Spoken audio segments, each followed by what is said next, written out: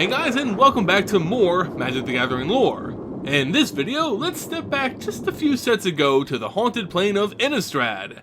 Now, there's a lot of creepy things that went on in our return to this dark world, but one creature in particular was quite horrifying. A perfect subject for the 13 Nights of Magic, this is the tale of the Gitrog Monster. On the coastal province of Nephalia, the clouds fly low and heavy, setting the villages and towns in a ghostly fog.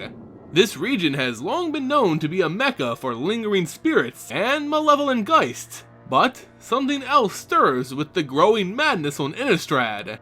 It's a folk story made real only in the nightmares of children, a work of fiction people imagine but never thought to be true, a creature large enough to swallow a man in a single bite. There's no way it's true, right? Just off the coastline near the highlands of Nephalia lies a lake with a past as hazy as the morning mist, with secrets as dark as its deep blue waters. Lake Zyva appears just as an ordinary body of water, but on Innistrad, is anything truly ordinary? The lake and its natural bounty gave rise to a small hamlet not far from the water's edge. Fishermen and farmers from all over used it as an important source of food and water. Over several years, there were of course some accidents. A fisherman would go out never to be seen again, cries for help coming from the water in the dead of night, ships broken and abandoned on the shores. Terrible tragedies to be sure, but was it all just bad luck? Booze or errors? Or was something else claiming lives on the lake? Like anything not completely understood, the people birthed their own conclusions. A great monster must live at the bottom of the lake, feeding on those who venture too close at night. It was their only explanation, and honestly, on a world like Innistrad, not totally without merit. The people petitioned the Church of Avacyn to send help to protect them from this unseen threat, but they didn't listen. No angel filled their sky with hope, no Cathar came bearing wards and weapons.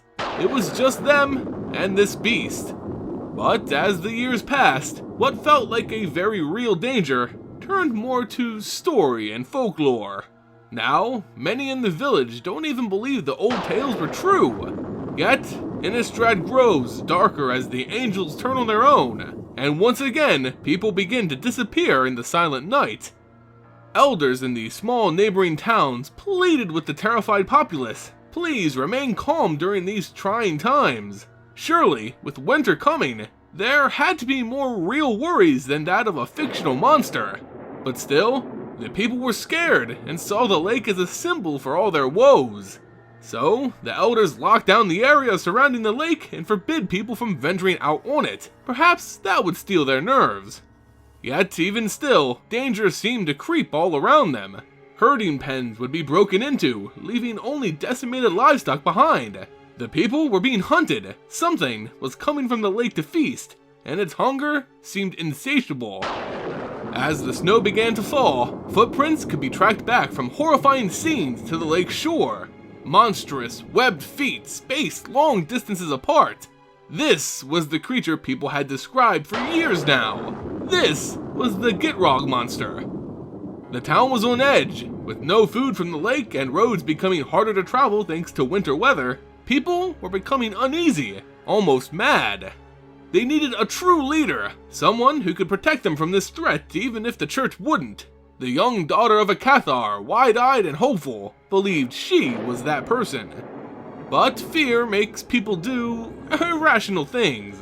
If no one could stop this Gitrog monster, and it looked as if it was going to eat until they were all consumed, well, then some figured it's better if it's someone else rather than me, the true end of all humanity. A cult was born from the shadows of despair, to satiate the hunger of the Gitrog monster with those who did not believe, so that the rest could live in peace. All hail the Gitrog! All is sacrifice! They would chant as they offered one non-believer after another. So long as they fed the beast, they remained relatively safe. But what they didn't understand about the Gitrog monster is that it refuses to tell the difference between the food and the hand that feeds it.